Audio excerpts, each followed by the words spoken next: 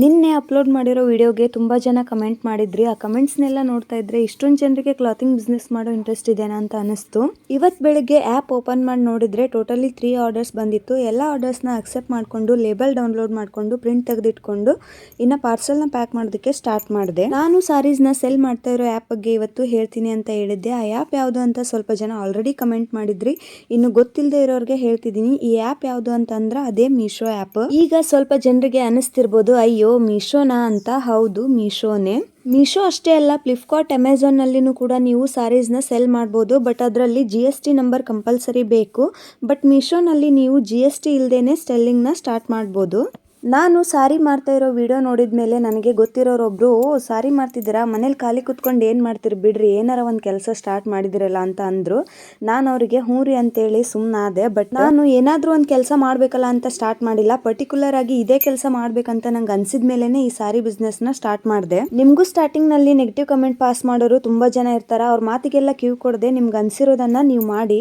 ಆ್ಯಪ್ನಲ್ಲಿ ನೀವೇ ನೋಡ್ತಾ ಇರ್ಬೋದು, ನಮಗೆ ಬಂದಿರೋ ಆರ್ಡರ್ಸ್ ಈ ರೀತಿಯಾಗಿ ಕಾಣಿಸ್ತಾ ಇರುತ್ತೆ. ಇದರಲ್ಲಿ ಟೋಟಲಿ ನನಗೆ 7 ಆರ್ಡರ್ಸ್ ಬಂದಿತ್ತು.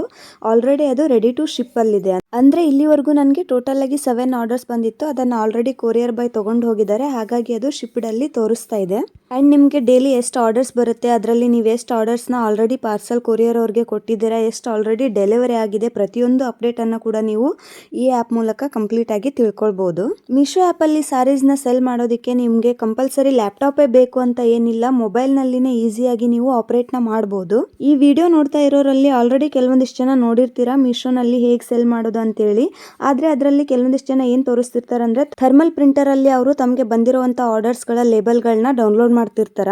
ನಿಮ್ಮ ಹತ್ರ ಥರ್ಮಲ್ ಪ್ರಿಂಟಿಂಗ್ ಇಲ್ಲ ಅಂದ್ರೂ ಕೂಡ ನೀವು ನಾರ್ಮಲ್ ಆಗಿ A4 ಸೈಜಲ್ಲಿನೇ ಪ್ರಿಂಟ್ನ ತೆಗೆದು ಲೇಬಲ್ಗಳನ್ನ ಡೌನ್ಲೋಡ್ ಮಾಡ್ಕೊಳ್ಬೋದು. ಆರ್ಡರ್ಸ್ ಎಲ್ಲ ಪ್ಯಾಕ್ ಮಾಡಿ ರೆಡಿ ಮಾಡಿದೆ. ಇನ್ನೇನು ಕೊರಿಯರ್ ಅವರು ಆರ್ಡರ್ ತಗೊಂಡು ಹೋಗೋದಕ್ಕೆ ಬರ್ತಾ ಇದ್ರು. ಅಷ್ಟರಲ್ಲಿ ಮತ್ತೊಂದು ಆರ್ಡರ್ ಬಂತು. ಆಕ್ಚುಲಿ ನಾನು 2 ಡೇಸ್ನಲ್ಲಿ ಆರ್ಡರ್ಸ್ನ ಡಿಸ್ಪ್ಯಾಚ್ ಮಾಡ್ತೀನಿ ಅಂತ ಸೆಲೆಕ್ಟ್ ಮಾಡ್ಕೊಂಡಿದ್ದೀನಿ. ಬಟ್ ನಾವು ಅದಕ್ಕಿಂತ ಮೊದಲು ಪಾರ್ಸಲ್ನ ಡಿಸ್ಪ್ಯಾಚ್ ಮಾಡಿದ್ರೆ ಆರ್ಡರ್ಸ್ ಕಸ್ಟಮರ್ಗೆ ಬೇಗ ರೀಚ್ ಆಗುತ್ತಾ.